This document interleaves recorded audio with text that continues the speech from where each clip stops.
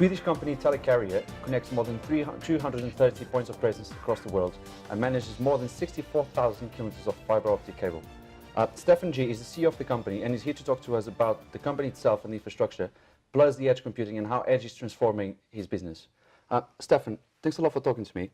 Thank you. First of all, with the advent of edge computing coming into the telecommunications space, how do you define edge, you yourself? Yeah, I think for us, obviously acting in the wholesale space and with the global footprint that we have, we very much define ourselves in the edge context of that we have to be closer and closer to the end users and follow our customers the way that they want to get closer to the end users. That's also a big reason for us why we keep on expanding our footprint and our presence in the different data centers on a global basis. And I think if we look, and that's really to grow into more tier 2 and tier 3 markets in that case, and be just more present to where we have the end users and the enterprises consuming the various different internet services essentially.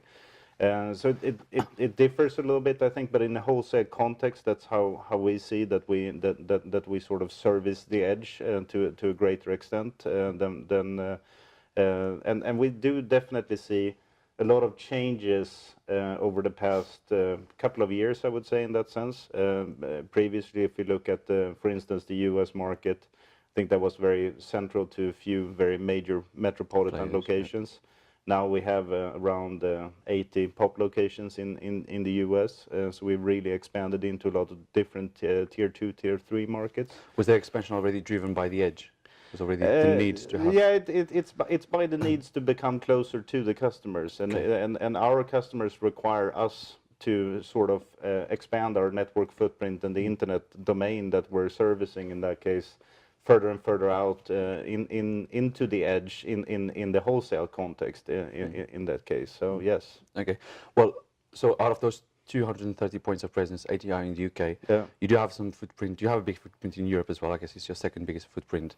And then you have the Middle East and Asia. But what's the plan for the Middle East and Asia? Are you going to expand across those markets? Yeah, we're looking into, I think in many ways we're looking into sort of finding where there is a combination of a few different things. Of course, a need and requirement for our services to be there is very important, but it also needs to be viable from a let's say from a business perspective to move into a market as well to service different countries in that case, and that has a lot to do with licensing and regulatory requirements, but also the fact of cost of actually let's say sea cable capacity and things like that, and that is evolving a lot right now, and it's a lot of changes going on there. So we keep on looking at and addressing certain different market expansions. And as you have probably seen, we launched our entry into the Mexican market just recently, and that's also it's not edge. It depends on which context we're talking about edge, right? But it's to get closer to users in that case, and to get closer into a market and service that in a different way. Okay, and you mentioned the regulatory stuff and the bureaucracy as well, and some of the fiber costs and cable costs. Have you seen edge in general, not so much maybe on the telecommunications side, but edge in general, being a driver to reducing bureaucracy and being a driver to reducing prices and costs? As you got to that stage now, the edge is actually forcing governments to accept technologies and bring down barriers. It's inevitable, right? I think in many ways the internet is a very global phenomenon, and the services are in many cases very global as well, and in that context, I think that does change the way that we're that it's been viewed essentially, right? And I think from that context, markets that previously weren't as easy to access are today easier to access, and because the users in that country requires it, and I think that's a gradual change that you've probably seen in the telecommunications industry over the past 30 years, in that case, that it's opening up more and more in that sense. So it's a trajectory of its own, essentially, right? Okay. So, and then on the cabling side, so you've got some of the fastest cables on the planet. Is edge all about just making things faster? Is it bringing some value? How fast do we need to go? As humans, how fast do we need to go? Yeah, but I think it's for me, getting closer and closer to the end user. It's all about it's all about the customer experience in the end, and the expectations that people actually have on the services. And I think that your expectations as a user today, whether you're an enterprise or a consumer in that context, is that it's going to be instantaneous, whatever you're doing. And to have that instantaneous user experience, you need to be able to be very close to the user of and consumer of that service. So I think it's just something that is propelling itself in that way. It doesn't mean that the entire internet will be at the edge, if I put it that way, right? But access to it will be, but then certain application features and whatever feels and works a lot better if they are closer to the end user. And I think it's that balance that we're seeing when people are building out and moving out into different areas. Okay. And then it comes down to the different layers of edge, so mist, fog, edge, cloud data center. Yeah. Also, I think that's quite interesting. And then in terms of business model, maybe with the wholesale edge, as edge starting to shift a little bit to your business model, what sort of considerations are you taking now that, for example, you weren't taking 24 months ago as the market evolves?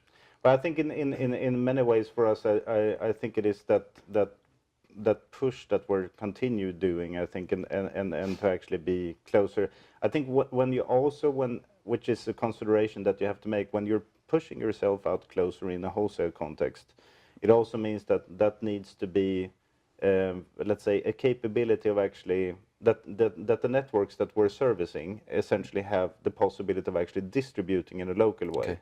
Okay. And I think it's more to understand a little bit surrounding the different clients that we have, that we actually reap a benefit for the consumers and the enterprise customers in that case when we're building out. So the further out you get, you get different type of questions and challenges, I would say. So I think it's more about even further understand the customer and the customer environment in that context. Okay. And what's the next big thing for you? What's going to happen? Well, for us, I think it's besides the fact that we're continuing doing expansions and looking at that, I think the other big thing for us is moving into with the Cloud Connect services and servicing that ecosystem in a different way with the direct private interconnections. If you look at it from an internet perspective, I think we are probably the most well connected to the cloud services today. This is to be able to do it more in a private and dedicated fashion and a little bit more in a different way, essentially, which is being required and asked by the customers that we have. Can we see you going into Africa and South America soon? Well, I think we always keep on looking at different markets. But it is also a big step to move into different continent in that sense. But with the dynamics that I was talking about before, the fact that you see a lot of different sea cable systems being built, and it's changing the environment in many ways, and the cost of entering into a market is not as high as it used to be. Okay. That gives a greater opportunity. So definitely we're exploring those areas. Okay. Final question: what keeps you up at night? What worries you? I